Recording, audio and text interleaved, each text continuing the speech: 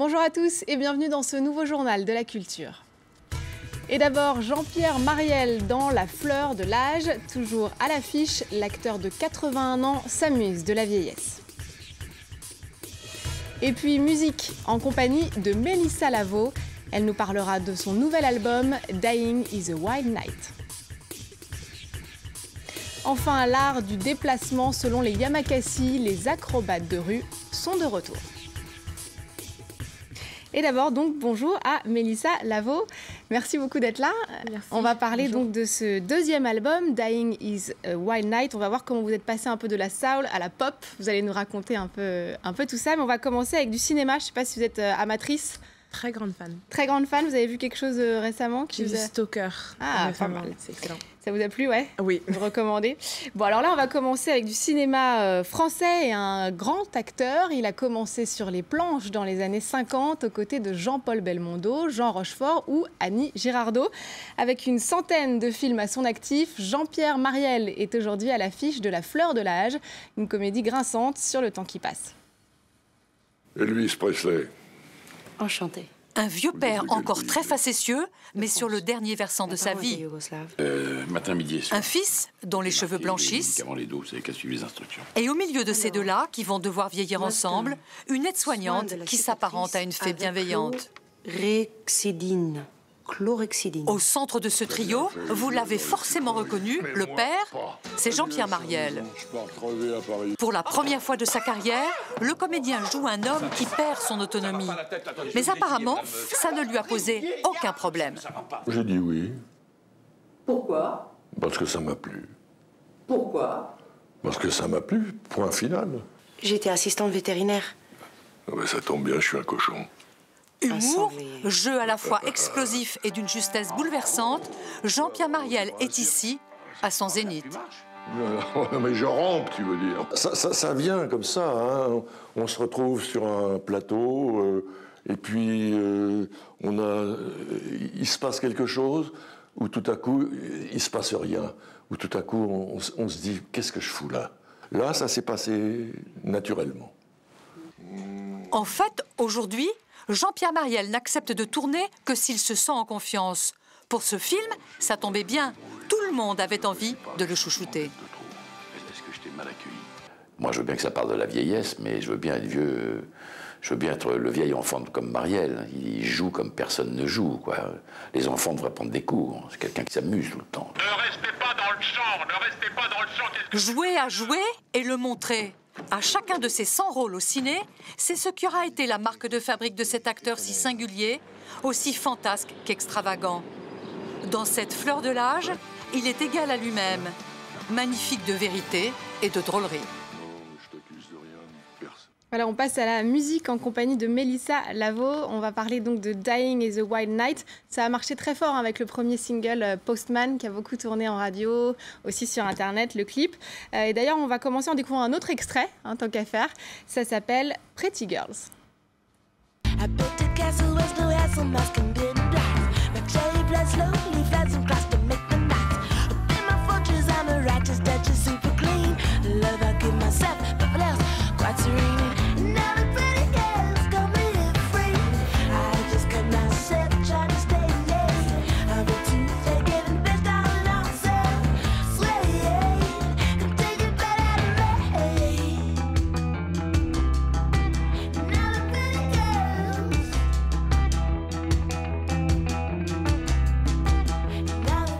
Et voilà, Pretty Girls, extrait du nouvel album de Mélissa Lavo. Bon, à l'écoute, la première chose qui marque, c'est que c'est beaucoup plus pop que le précédent. C'était une envie vraiment qui était là, peut-être faire danser les gens.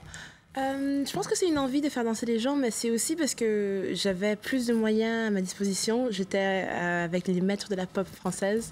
J'étais avec les Jazz Bastards, donc Vincent Torel, Vincent Tégère et Ludovic Bruni.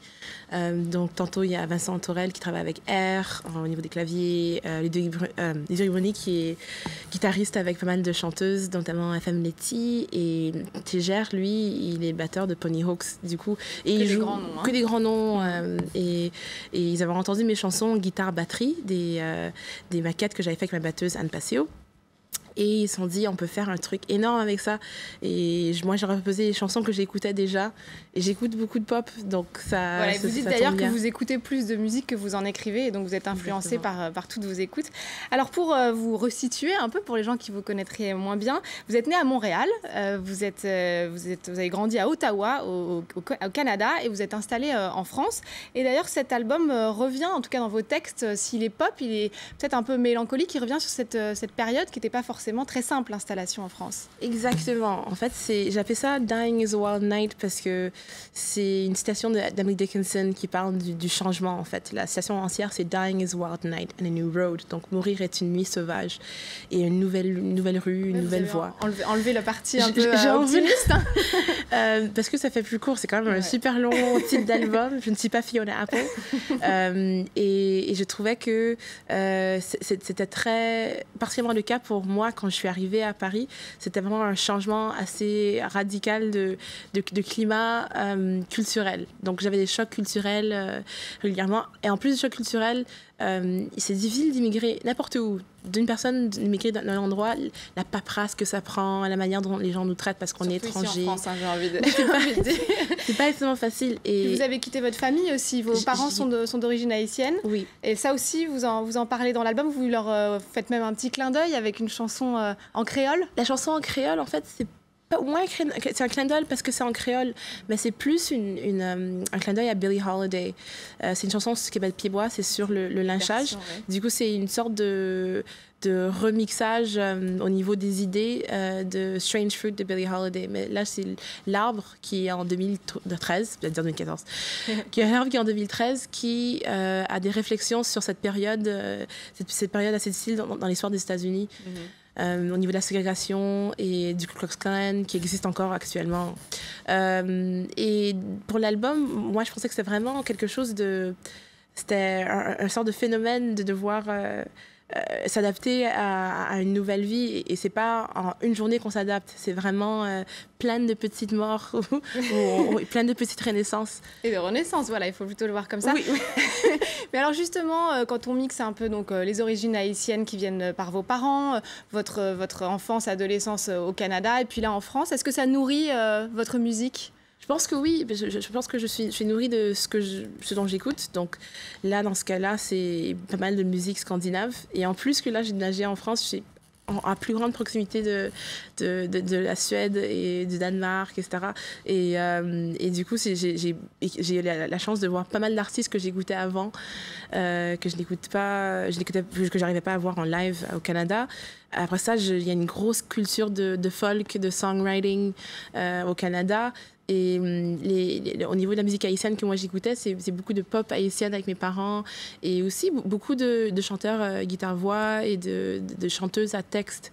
Du coup, c'est un beau mélange qui a définitivement nourri cet album. Vous êtes nourri de vos racines, vous avez un peu revisité vos racines pour cet album. Je pense que je revisite mes racines régulièrement. Il faut, on puise dans ses racines. Alors vous restez encore un peu avec nous, Mélissa. Je ne sais pas si vous connaissez les Yamakasi. Non. Non, vous allez découvrir, c'est assez impressionnant puisque avec eux, sauter de toit en toit ou voltiger entre les immeubles devient un art, celui du déplacement dans lequel excellent donc les Yamakasi. Ces acrobates de rue, découverts dans un film produit par Luc Besson, sont de retour. 12 ans plus tard, ils transmettent en effet leur savoir aux plus jeunes. Chaque tour, les gens savent qu'il y a de la hantise. Ils s'appellent Yamakasi traceurs ou voltigeurs. Comme des chats maigres, ils bondissent et atterrissent à pas feutrés. Malik est un des fondateurs du mouvement, né en 1989. Aujourd'hui, il est l'un des gardiens de la philosophie de l'art du déplacement. La philosophie du traceur, c'est pouvoir s'approprier son environnement avec des techniques de franchissement d'obstacles, respecter aussi son environnement qui est très important et pouvoir s'amuser. L'essence même de notre discipline, c'est la liberté. Voilà, là, t'es bien. Cet après-midi-là, les traceurs organisent une initiation pour les plus jeunes. Ton axe, il est en face. Si tu sais pas rouler, ça n'a rien d'essayer de sauter. Boum, tout de suite. Bien. Pas facile d'assimiler que sans une réception parfaite, il n'y a pas de saut possible. Éviter la blessure est une priorité car la gravité est une amie de toujours. L'immobilisme, l'ennemi permanent. Les jeunes adorent. L'année dernière, j'arrivais pas à une figure. Et j'ai continué et à bout d'un moment j'ai réussi et ça fait vraiment du bien. Et là je me suis mis vraiment dans le truc, donc c'est un truc que j'apprécie et en même temps il développe vraiment le corps. Un jogging et une paire de baskets suffisent, mais aussi et surtout l'environnement urbain. Ce sport existe parce que justement l'art, l'architecture nous l'a permis. Je pense que ça n'aurait pas pu être possible avant. C'est vraiment lié, je pense, à l'architecture moderne qui a permis de pouvoir faire des sauts, des déplacements, des acrobaties sur le mobilier urbain. L'art du déplacement n'a toujours pas de fédération. Il se pratique dans des associations comme les Yamakasi. Le week-end prochain à Paris, le Festival du film urbain les mettra à l'honneur. C'est impressionnant, hein? Oui. Ouais, bon, pas à tester à la maison. Hein. Et puis, pour ceux qui voudraient les voir en action, donc l'Urban Film Festival, c'est du 3 au 5 mai au 104, ici à Paris. Voilà, c'est la fin de cette émission. N'oubliez pas de nous retrouver sur france24.com ainsi que sur tous nos réseaux sociaux. Merci encore à Mélissa Lavo d'être venue nous parler donc de cet album Dying is a Wild Night. Merci encore. Merci. Et pour finir, comme chaque année, à l'occasion de la Journée internationale de la liberté de la presse, Reporters sans frontières publie les clichés d'une des plus grandes figures du photojournalisme contemporain. Cette année, honneur à l'Italien Paolo Pellegrin, dont les images rendent compte de la réalité du rêve américain. Merci à tous de nous avoir suivis.